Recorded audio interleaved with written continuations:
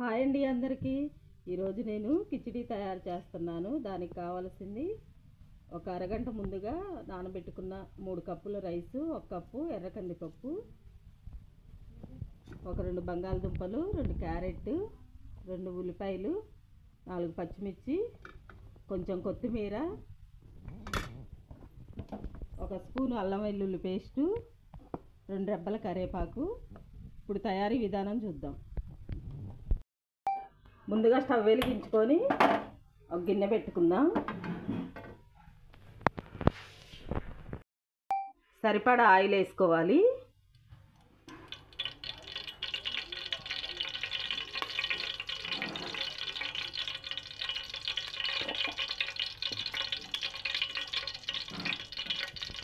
Oil heat అయిన తర్వాత ఒక 2 చెక్క, ఒక 5-6 లవంగాలు, ఒక 2 బిర్యానీ ఆకులు,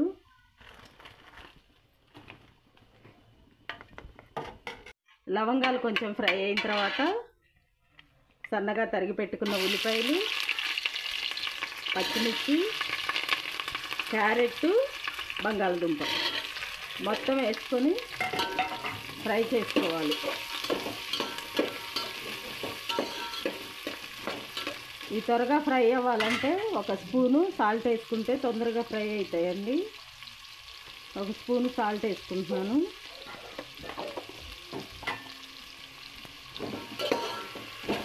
ఇప్పుడు ఇవన్నీ కలిసేలాగా కలబెట్టుకొని ఒక 5 నిమిషాలు మూత పెట్టుకుంటే మంచిగా ఫ్రై అయిపోతాయి. ఉల్లిపాయ పచ్చిమిర్చి కొంచెం ఫ్రై అయిన తర్వాత కొంచెం కొత్తిమీర వేసుకుందాం. ఇప్పుడు 1 స్పూను అల్లం వెల్లుల్లి పేస్టు,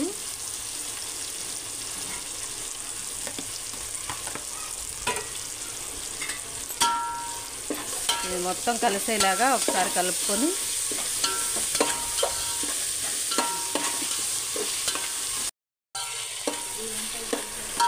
అల్లం వెల్లుల్లి పేస్టు మంచిగా ఫ్రై అయిపోయింది.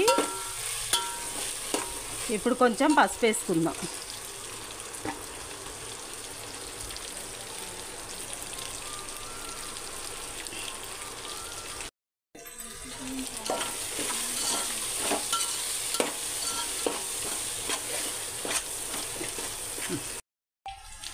ఇప్పుడు ముందుగా ఒక అరగంట ముందు నానబెట్టుకున్న బియ్యం పప్పు వేసుకుందాం. ఎర్ర కందిపప్పు వేసుకోవచ్చు, పచ్చిపప్పు వేసుకోవచ్చు, కందిపప్పు వేసుకోవచ్చు అండి, మన ఇష్టం. పెసరపప్పు కూడా వేసుకోవచ్చు. ఏదైనా టేస్ట్ చాలా బాగుంటుంది కిచిడీకి. కిచిడి అంటారు, పప్పు బియ్యం అంటారు, ఎలా అయినా అనొచ్చు.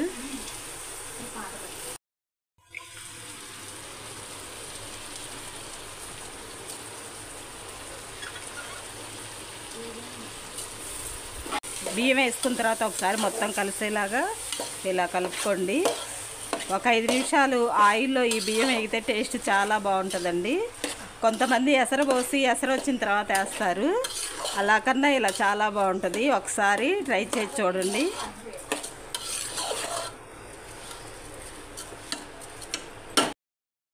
ఒక 5 నిమిషాలు ఇలా ఫ్రై అయిన తర్వాత నేను 3 కప్పుల రైస్ తీసుకున్నాను. 1 కప్పు కందిపప్పు, కప్పుకి కప్పున్నర లెక్క పెట్టుకొని వాటర్ పోసుకోవాలి.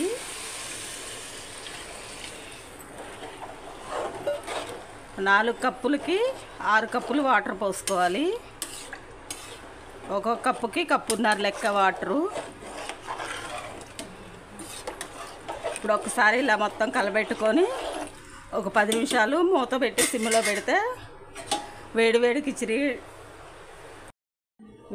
కిచిడి రెడీ అయిపోద్ది. ఓకే, మధ్య మధ్యలో ఇలా కలబెట్టుకుంటూ ఉండాలండి. వాటర్ ఉండగానే ఒకసారి ఉప్పు చూసుకోండి. ఉప్పు చూసి సరిపోతే మరి కొంచెం వేసుకోవచ్చు.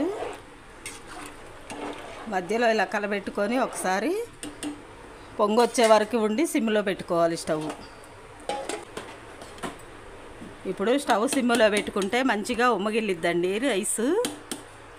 పొంగొచ్చిన తర్వాత స్టవ్ ఇలా సిమ్లో తగ్గించుకొని పెట్టుకుంటే మంచిగా ఉమ్మగిల్లి ఎసరంతా అయిపోద్ది. నేను కిచిడీలో కాంబినేషను వెల్లుల్లి కారం చేస్తున్నానండి. 2 గంటల కారం, కొంచెం జీలకర్ర,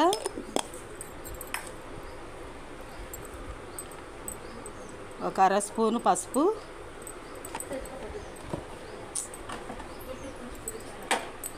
రెండు స్పూన్ల సాల్టు,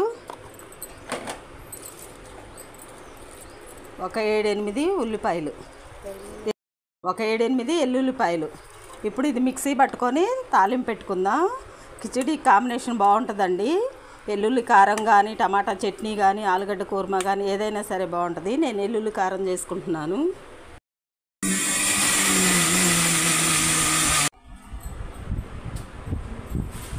కారం పోపు పెట్టుకోవటానికి స్టవ్ వెలిగించి ఒక చిన్న గిన్నె పెట్టుకొని సరిపడా ఆయిల్ వేసుకోవాలి.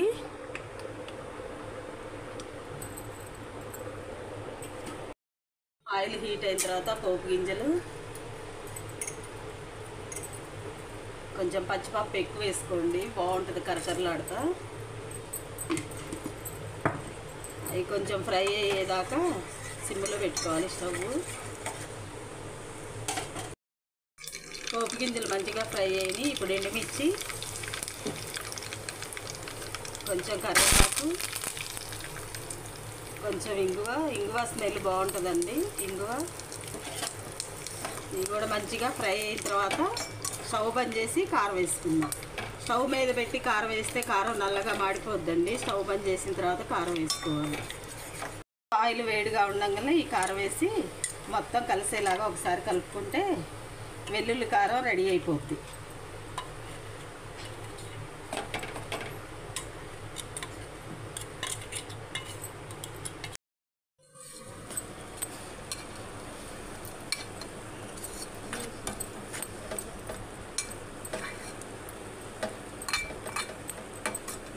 వెల్లుల్లి కారం రెడీ అయిపోయిందండి. చూడండి ఎంత కలర్ఫుల్గా ఉందో.